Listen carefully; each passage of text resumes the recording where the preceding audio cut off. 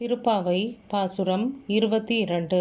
இந்த பாசுரத்தில் பகவானிடத்தில் சரணாகதி அடைய வேண்டும். அந்த சமயத்தில் நமக்குள்ள இருக்கிற செருக்கையும் கர்வத்தையும் ஆசையையும் பற்றையும் ஒழித்து அப்புறம்தான் பகவானிடத்தில் சரணாகதி அடைய வேண்டும். அந்த சமயத்தில் பகவானோட அந்த கருணை பார்வை ஒரு நொடி பொழுது நம்ம மேல் விழுந்தாலே நமக்கு நல்வினை பயன் தானாகவே வந்து சேரும் அப்படிங்கிறத அழகாக ஆண்டாள் இந்த பாசுரத்தில் விளக்கி இருக்கிறாள். அங்கண் மா ஞாலம். ஞாலம்னா உலகம், மா ஞாலம்னா பெரிய உலகம்.